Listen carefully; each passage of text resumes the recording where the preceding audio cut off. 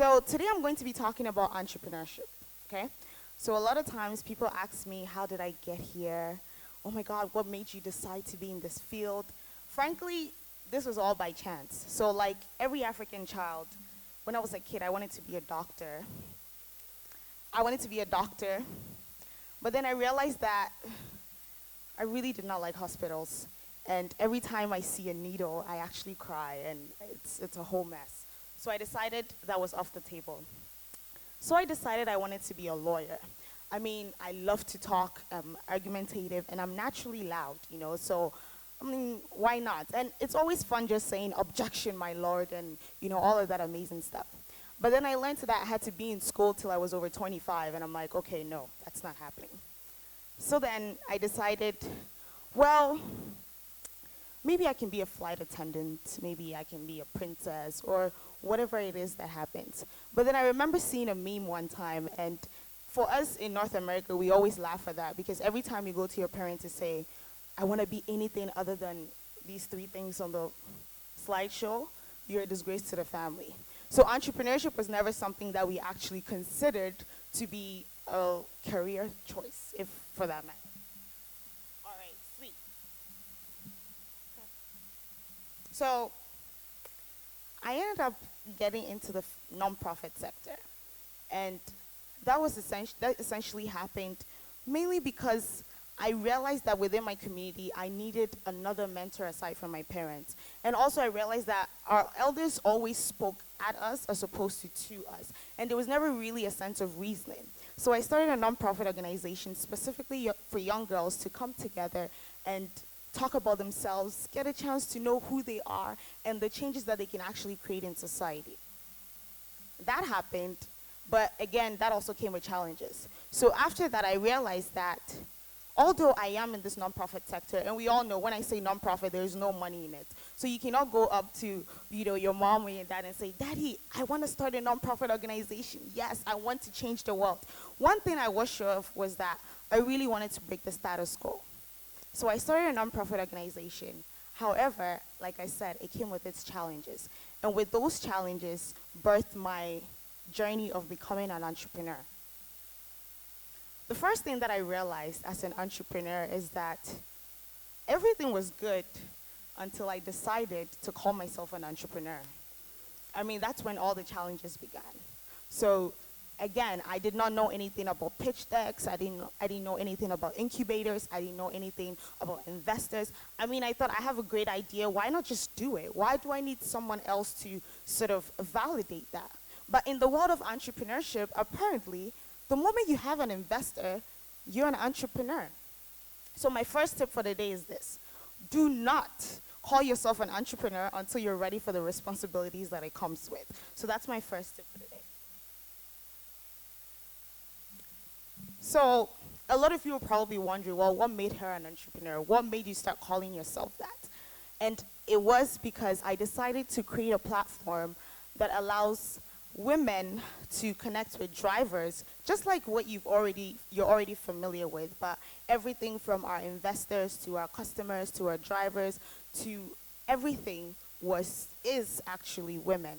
So now you see where the problem is. Because the first question that I got was, well, why do you think this is needed? Why do you think this is important? Why do you think this? Why do you think that? And throughout the process, you realize that you start to doubt yourself and you start to actually doubt your ideas. So my entrepreneurship journey began in phases.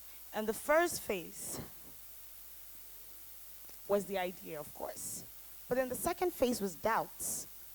And don't get me wrong, I don't have it all figured out. But then I realized that every time you tell someone about an idea, the very first thing that they do is try to discourage you and to give you all the reasons as to why this is dumb. And I have a remedy for that. My first remedy for that was to literally surround myself with people that I knew celebrated my wins, but then also just encouraged me to go for more. And every single time that feeling creeps up, oh my God, Aisha, why are you doing this? Why do you think this is needed? Why do you think this is important? Someone will give me either a call or email and say, when is your service luncheon? When is this happening? And then sometimes on special occasions, I'll get my mom and my dad just give me a pat on the back and say, yes, you go, girl. So again, the doubts. Surround yourself with people that celebrate your wins, but then also encourage you to go for more. The next phase for me was acceptance. And I say acceptance in the sense that the gentleman that spoke about the satellite, I can imagine what was going on behind the scenes with your team members. You see, everyone always sees what happens outside. You know, we see the magazines and we see the features and we think, yes, you got it made. But there's a lot of background work that no one else sees, right? And for me, that was the big thing, because until you actually accept and believe in your dream and in your idea, no one else is going to. So my next step was acceptance. And it was accepting that, yes, this is my passion, this is my journey, this is my vision, this is my dream, and everything that I needed to do within myself to make it a reality had to happen. And the final step for me was understanding. Understanding that this is going to be one heck of a journey. And you have to strap yourself, put on your boots, and do it. So yes, it gets hard, it gets overwhelming, but you still have to keep going, and you still have to understand yourself, and understanding your market, understanding your customers, and understanding all the people that are going to make this a reality, and knowing that, yes, they've been placed there for a reason. This phase doesn't stop. It is something that's continuous. So it's always happening. It's always, always, always happening. However, this is also always happening. So like I said earlier, I do not consider myself an entrepreneur. I always call myself the accidental entrepreneur, mainly because I became an entrepreneur by accident. I think I was among the people that went to school to study accounting because I didn't want to be a disgrace to my family. I wanted to be, yes, my daughter, oh my God, she's an accountant. Yes, she's an engineer, she's a lawyer. How many of you here are studying medicine? Show of hands. I know there was a medical student here earlier. You're studying medicine? So imagine what your parents say when, you know, they meet a friend and they say, oh, how's Ya doing? Yeah, or medical school, or so be a doctor. Imagine if you go to your parents and say, Ma, patron, me a taxi driver. There's a difference, right? There's a way that we actually embrace that. Again, I studied accounting, but I didn't really love it. And for me, my fears or my thoughts were actually confirmed when my professor walked into class one time and said, all these things that I'm telling you, you're not going to need in the real life, but I am required to teach you because it's in the curriculum. I turned around and asked, did anyone else hear that, or was it just specifically to me, right?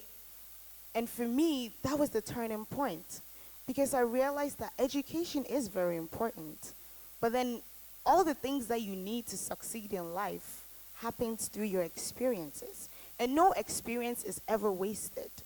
Before I actually started my nonprofit, I had friends tell me, Aisha, you need to be in the social sector field. You need to go into child welfare. You need to be a child and youth worker. You need to be a social worker. And my response to them was this, I do not want to be another black girl studying social work. I want to change the status quo. I don't want to go to post-secondary school with the same people that I went to high school with. Again, I was naive. But then what they did was they saw parts about me or parts about myself that I didn't necessarily see. So you will have people around you that will see your blind spots. And they will tell you, this is where I think you should be. This is the things that I see that are innate within you. But again, sometimes because of society's pressures, we never actually go for it because we think, well, what do you mean? I don't want to be a taxi driver. Well, that's no honorable job for a woman. Do you guys understand what I'm saying? So, like I said, the accidental entrepreneur. I borrowed this from one of the online resources, and I thought this was perfect for today because as an entrepreneur, you have to be using every part of your body.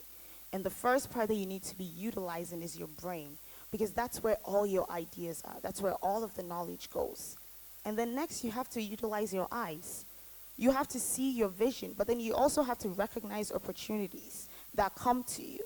And then your ears. What are you listening to, and who are you actually listening to? And that is very, very important, because if you allow anyone to talk to you anyhow, or you allow anybody to influence your decision-making process, it can become detrimental to your business or to your idea. The next thing is your stomach. Feed yourself, don't get me wrong.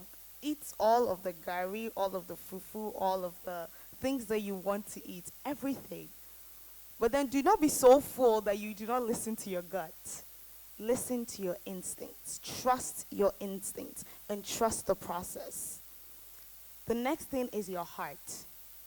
If you're doing something and you're not passionate about it, you are in the wrong sector. Because sometimes you're not going to just get up and have everything figured out. I always say that entrepreneurs are like the starving artists. You know, a starving artist works, puts out so many songs, and then just one becomes a hit. And then we're like, yes, one corner. Right? That's who an entrepreneur is. But you have to have the passion for what you're doing, and you actually have to love what you're doing. Because if you do not love what you're doing, then you're wasting your time. Right? Okay. The next thing is your legs. Because trust me, your legs are going to keep you going. And they're going to keep moving. They're going to keep moving you to the next step and to the next levels. And the other thing and final thing is your feet. Some people may wonder, why do I have to worry about my legs and my feet? But you see, let your dreams be so high, but then always keep your feet on the ground to remain grounded and to remain, what's the word? Oh my God, I'm looking for a fancy word to say this, but to remain grounded, really. Grounded in your resolve, grounded in your vision, and grounded in what you want to do. Because that is the only thing that is going to keep you going. A friend once told me that if your dreams and your aspirations do not scare you, then they are not big enough. So today I stand here as the accidental entrepreneur, asking you to go out there and make it happen. Whether it's an idea, whether it's a business, whether it's a partnership, whatever it is that you want to do, the sky is not even close to the limit. But you also have to realize that you have to be present every single time. And you have to care about what you are actually trying to solve. You have to be passionate about it. You have to be empathetic towards it. And you have to make sure that it's equitable.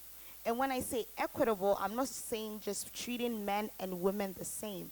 I mean actually reducing barriers so that men will not feel left out and women will not feel silenced.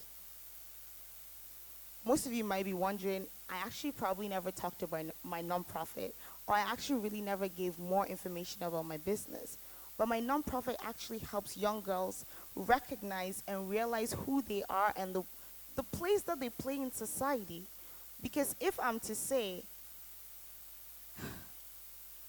the progress of Africa is dependent on how we treat its women. And we never recognize that. The little things that we say to our young girls. I had a girl come up to me and say, Aisha, I want to be a writer. But my dad says no. And it always brings me back to that meme where we say it's either you're a lawyer, you're a doctor, you're an engineer, or you're a disgrace to the family. Some of us want to be a disgrace to the family, but then we want to disgrace you so bad that when you hear our names, you're like, yes, that's my daughter. So to the youth out here, to those of you that have ideas and want to, take it to the stars and take it to the moon, it's not too big for you. And it was given to you for a reason, and it was given to you for a time such as this. Like Kwame said, there's so many jobs that today we never really thought is relevant. You know, like who actually thought that I could stand here and say I'm an entrepreneur?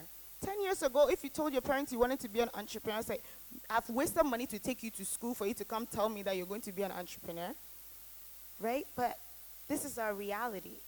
And this is the best time to be a youth in this country. And this is the best time to be a youth in this continent. So get out there, put on your shoes, put on your best outfit, believe in yourself, believe in your idea, and go out there and make it happen. Thank you.